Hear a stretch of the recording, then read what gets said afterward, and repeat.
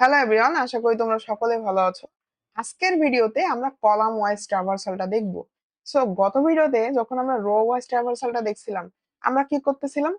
Rho wise আমরা যাচ্ছিলাম, যে এলিমেন্টটা পাচ্ছিলাম সেটা প্রিন্ট করতেছিলাম। আমরা রো ওয়াইজ যাচ্ছিলাম, যে এলিমেন্টটা পাচ্ছিলাম সেটা প্রিন্ট করে দিচ্ছিলাম। বাট যদি আমি বলি তোমাকে আমি এখন কলাম ওয়াইজ প্রিন্ট করতে চাচ্ছি, তাহলে আমি এই কলাম বরাবর নিচের দিকে নামবো এবং প্রথম কলামে যে এলিমেন্টটা পাবো এক একটা করে ডিলিট মানে আমরা প্রিন্ট করব। আমরা এই কলামে গেলাম, এখানে যে এলিমেন্টটা পেলাম এইভাবে প্রিন্ট করব। আবার এইভাবে গেলাম, সো এইভাবে আমরা প্রিন্ট করব। সো আমরা এটা বেসিক্যালি কি করতেছি? আমরা কলাম ওয়াইজ ট্রাভার্সাল করতেছি না, আমরা প্রত্যেকবার নিচে নামতেছি, প্রত্যেকটা রো এর ভ্যালু আমরা ভিজিট করতেছি। তার মানে আগে আমাদের একটা বাইরের ফর লুপ ছিল এবং ভেতরে আরেকটা ফর লুপ ছিল। সো এই ফর লুপটা ছিল আমাদের র কন্ট্রোলার এবং এটা ছিল কলাম কন্ট্রোলার, রাইট? তো এখন যদি আমরা কলামটা আগে কন্ট্রোল করতে চাই, তার মানে কি আমরা 0 নাম্বার কলামের ভ্যালুগুলো সবাই মানে সবগুলো প্রিন্ট করব, তারপরে আমরা সেকেন্ড কলামে যাব। তাহলে কি আমাদের এই ফার্স্টের যে ফর লুপটা ছিল, এখন কি এটা কলাম কন্ট্রোলার হবে না? কলামটা আমরা কন্ট্রোল করব না এখন। সো কলাম জিরোর সব ভ্যালুগুলো প্রিন্ট করলাম, এর পরবর্তীতে আমরা এইগুলো প্রিন্ট করতে যাব, তারপর এইগুলো হয়ে গেলে এইখানে আমরা প্রিন্ট করতে যাব। সো দ্যাট মিনস আমরা আসলে আলটিমেটলি কি করতে চাচ্ছি?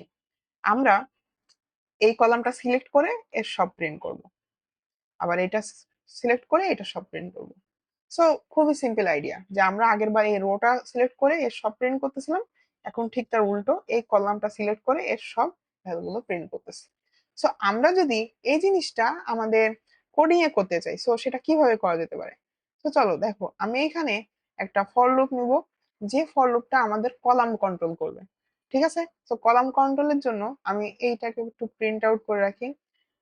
সো এইবার আমরা লিখবো হচ্ছে ফর আইএনটি, আমাদের কলাম নিলাম হচ্ছে জে। ঠিক আছে, জে হচ্ছে 0 থেকে স্টার্ট হবে এবং আমাদের কলামের ভ্যালু সর্বোচ্চ কত হতে পারে, এর একটা লেন্থ যদি আমরা নিয়ে নিই, যে কোনো একটা রো এর মানে যে কোনো একটা লিনিয়ার এর লেন্থ যদি আমরা নিয়ে নিই, তাহলে কি আমরা বলে দিতে পারি না যে আমাদের কলাম সংখ্যা তত?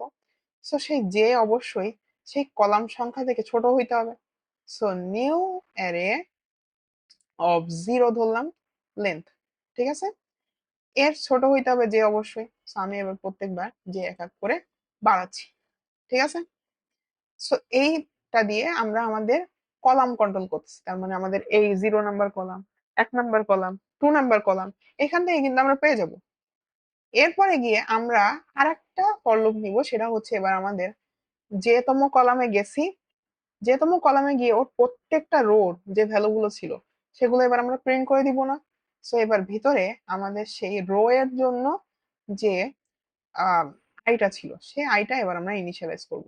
So I is less than new array dot length এবং আই এক এক করে বাড়লো।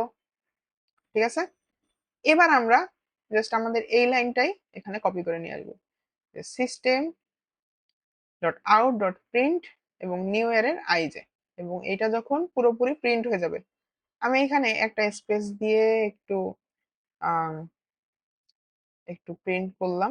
প্রত্যেকবার যখন পুরোটা হবে মানে একটা ভ্যালু প্রিন্ট হয়ে একটা স্পেস প্রিন্ট হবে, এবং এরপরে আমি হচ্ছে একটা ফাঁকা লাইন তৈরি করতে চাচ্ছি, ফাঁকা লাইন, লাইন ব্রেক আর কি, প্রিন্ট লাইন এটা দিয়ে দিলাম। ঠিক আছে, সো আশা করি এইটা যদি এবার আমরা রান করি তাহলে দেখো কি আসে।